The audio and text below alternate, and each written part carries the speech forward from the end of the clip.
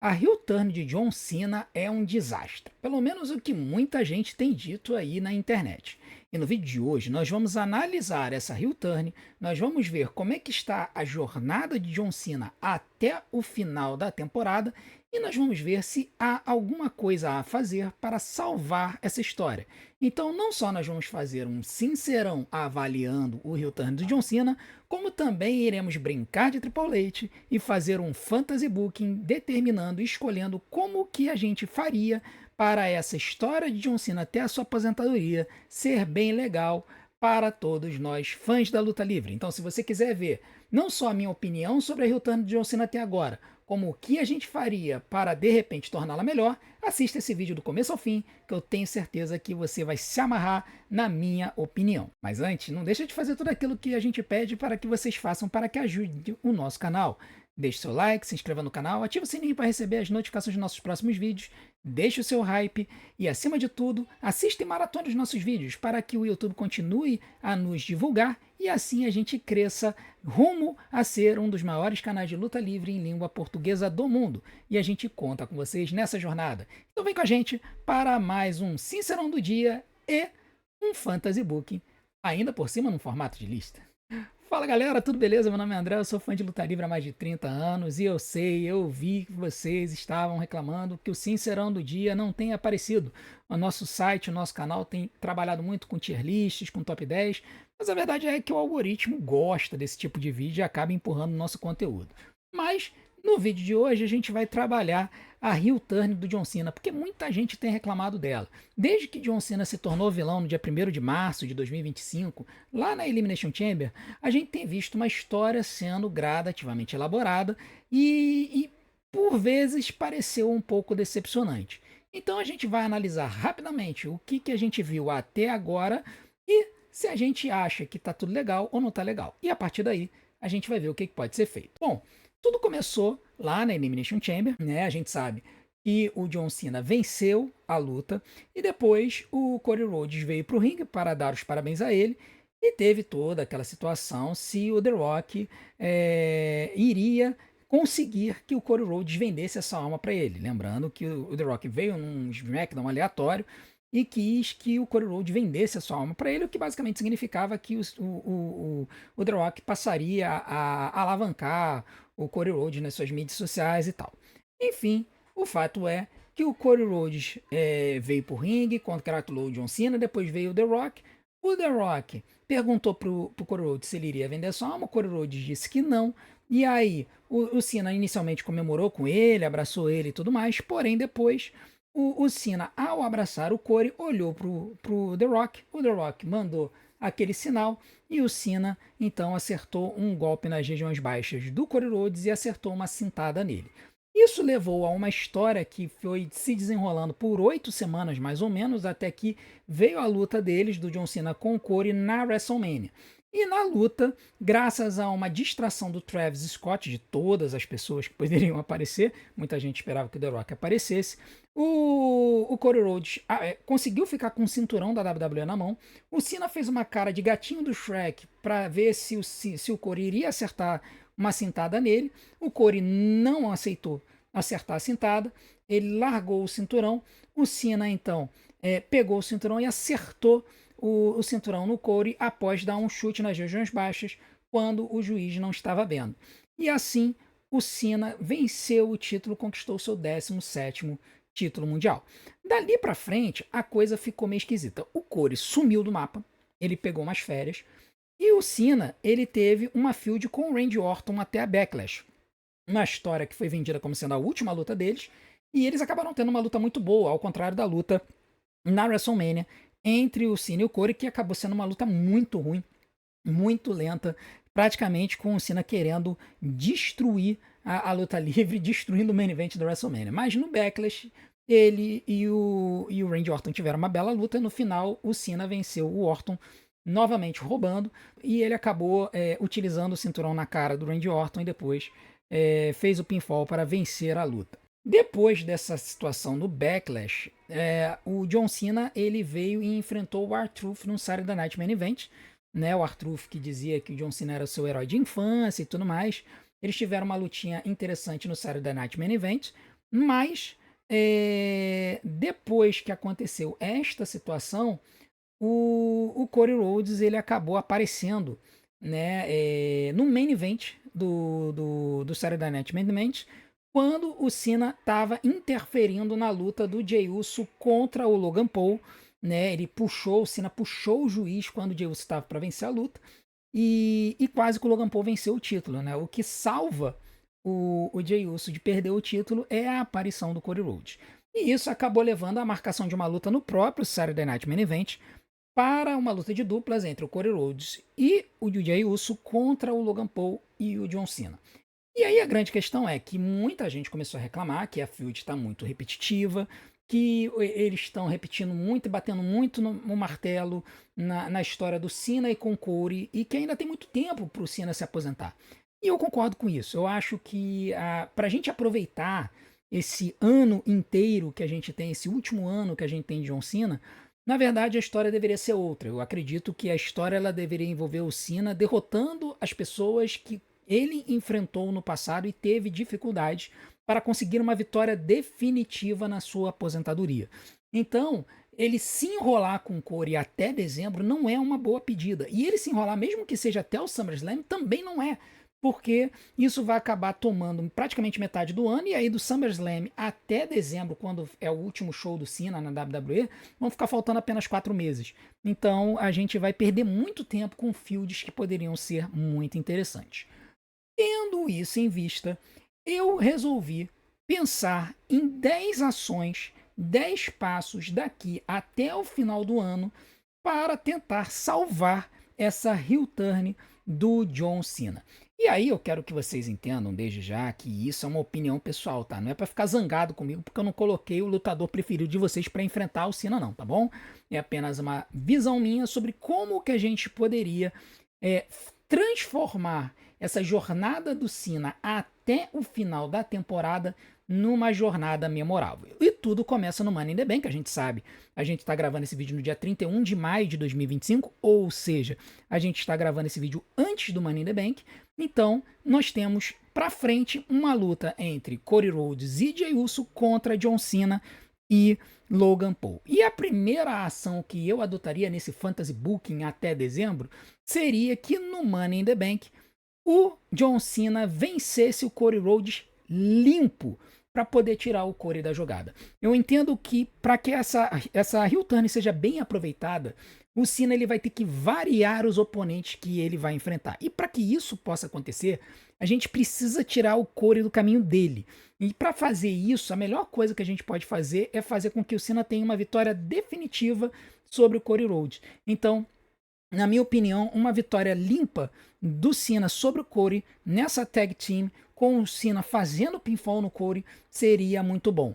Se fosse limpo, melhor ainda, porque aí o Cody não teria um argumento por agora para poder enfrentar o Cena de novo. E isso abriria as portas para que o Cena tivesse outros oponentes que pudessem enfrentá-lo. E aí, a minha proposta seria que numa segunda ação, no SmackDown seguinte, após o Money in the Bank, o Cena falasse que ninguém pode tocar nele, e então a música do Roman Reigns tocasse, ele aparecesse e atacasse o Cena, mais ou menos da mesma forma como o Randy Orton fez com o Cena no SmackDown pós-WrestleMania, marcando uma luta entre eles para o Night of Champions. Por que o Night of Champions? Porque o Night of Champions acontece na Arábia Saudita e os árabes com certeza vão pagar uma fortuna para a WWE para ter John Cena e Roman Reigns juntos se enfrentando. O ícone da era da Ruthless Aggression e da PG Era contra o ícone da New Era. Então, seria uma forma de botar duas lendas lutando lá na Arábia Saudita. Eu tenho certeza que tanto os sheiks da Arábia Saudita estariam salivando com essa possibilidade, quanto a WWE estaria maluca, doida para oferecer isso para os árabes em troca de um caminhão de dinheiro.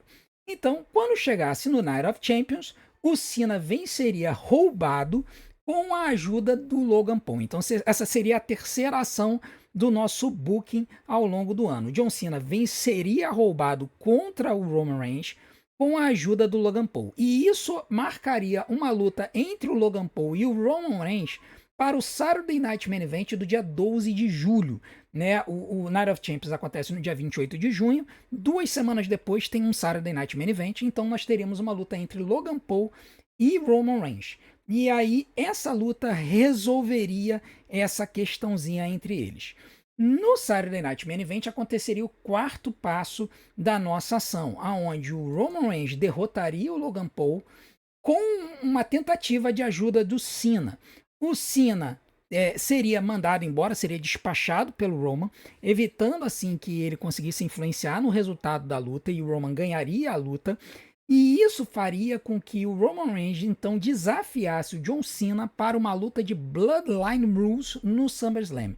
Por que Bloodline Rules? Porque, primeiro, abre as portas para uma luta antológica onde eles não precisem ficar fazendo grandes movimentos atléticos e acrobáticos no ringue. A gente sabe que o Cena não tem mais condições de fazer lutas altamente técnicas, não que ele fosse um grande lutador no passado, mas agora mesmo que ele tá com a idade, ele também não tem muito menos condições.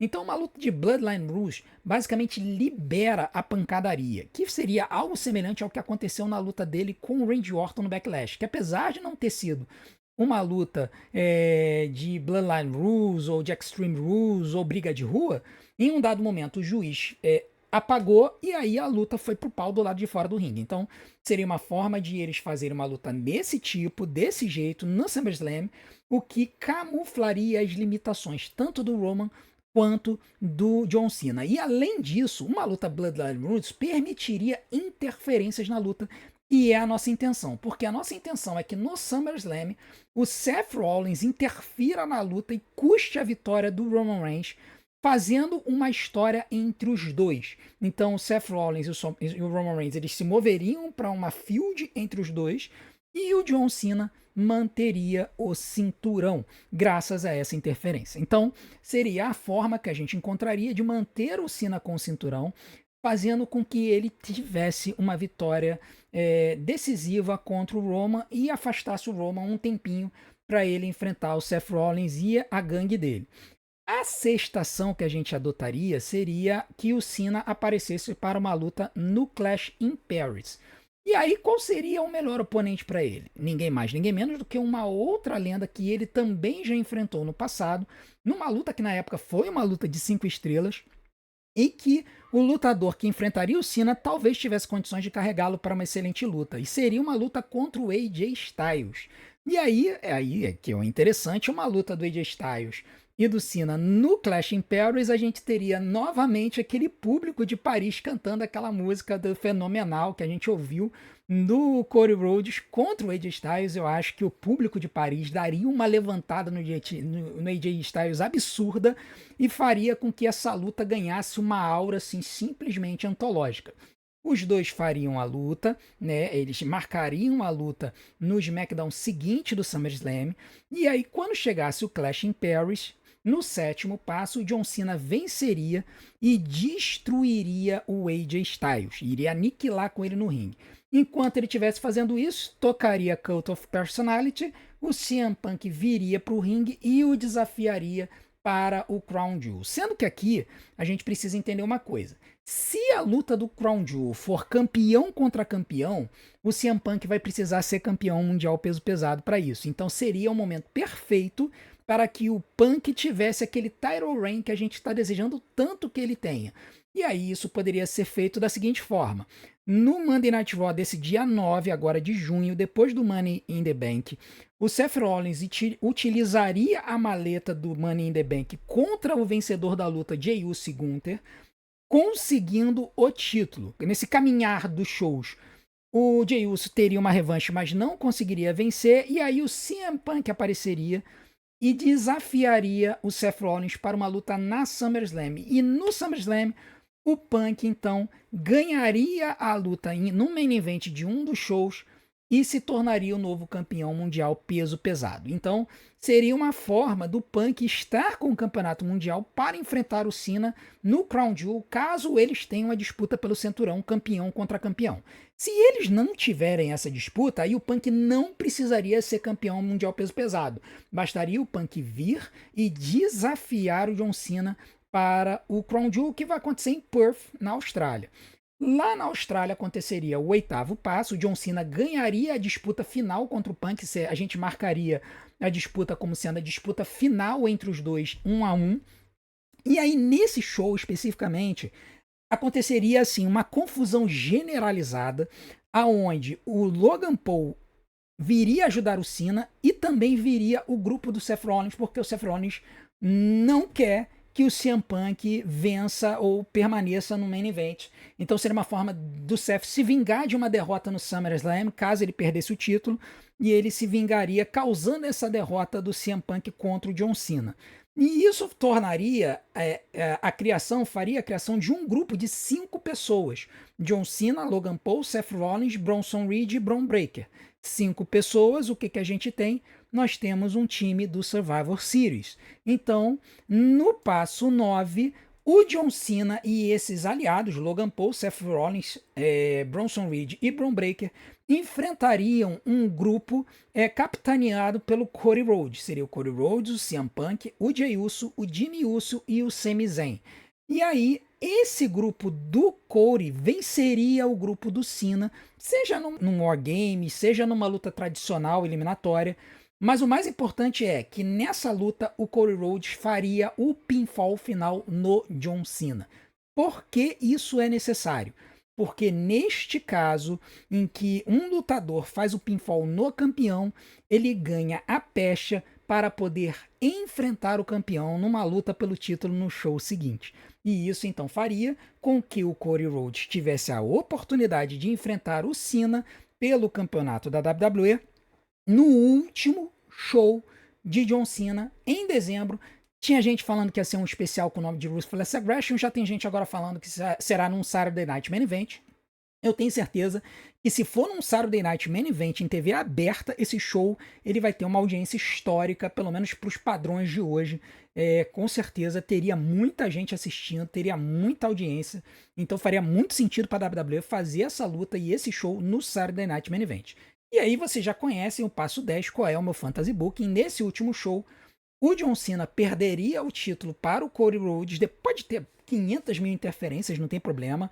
O Cena derrotaria o Cody Rhodes, e aí no final nós teríamos esta cena aqui, que seria a cena do John Cena levantando o braço do Cody Rhodes. É claro que ele não estaria de terno e gravata, né? Seria uma cena semelhante, mas seria algo nesse tipo, desse jeito, aonde o John Cena ergueria o braço do Cody Rhodes, reconhecendo a sua vitória e se tornando o novo cara da companhia, aonde o Cena passaria a tocha para o Cody Rhodes. E aqui, nesse caso, até poderia haver uma situação em que o Cena, no final das contas, resolvesse afastar as interferências, atacar o grupo do Seth Rollins por estar se metendo bedelho na luta final dele, alguma coisa assim, mas isso permitiria que num último momento da sua jornada o Cena se tornasse face, né, reconhecendo que o Cody foi melhor do que ele e agora vai ser realmente o novo cara da companhia.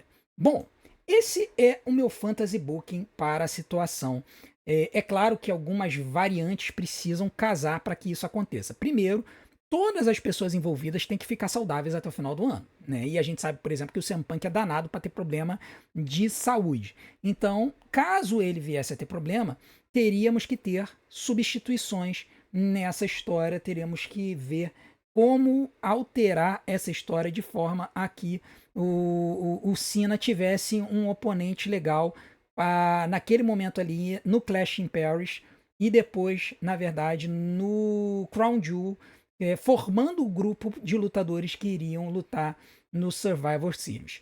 Então, se todo mundo ficar saudável, essa seria, na minha opinião, a melhor forma da gente ter uma história que fizesse sentido, aonde o Cena enfrentasse oponentes do seu passado, tivesse grandes lutas nessa sua caminhada e no final ele fizesse o que todo mundo espera, que é passar o bastão para o Cody Rhodes.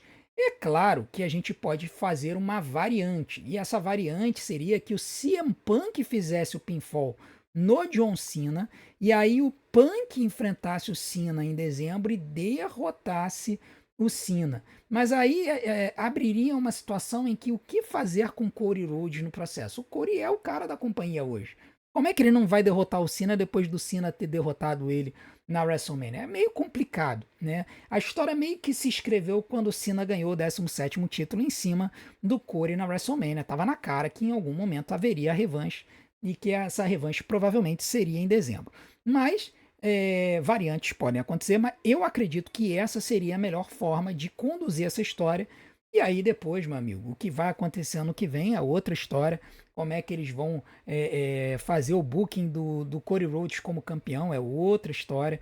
Como é que vai ser a jornada no WrestleMania 42 é outra história. A gente teria que ver o que a WWE faria com isso. Bom, essa é a minha opinião sobre a jornada do John Cena e como a WWE pode salvar a jornada dele até o final do ano para que ele possa passar o bastão para o Corey e assim se aposentar com uma história antológica. Agora eu quero saber de vocês.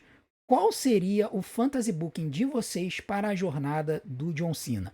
Quem vocês acham que o John Cena deveria enfrentar no SummerSlam? Quem vocês acham que ele deveria enfrentar lá em dezembro, no final da temporada? Coloque aqui nos comentários, eu quero saber muito a opinião de vocês. E não deixem de ajudar ao nosso canal para que a gente continue a crescer. Deixe seu like, se inscreva no canal, ative o sininho para receber as notificações, deixe o seu hype e continue maratonando os nossos vídeos para que a gente possa continuar sendo divulgado pelo YouTube e a gente continue a crescer rumo ao topo, beleza? Eu vou deixar alguns vídeos aqui na tela para que vocês possam começar as suas maratonas. A gente se vê do outro lado. Um grande abraço, até a próxima.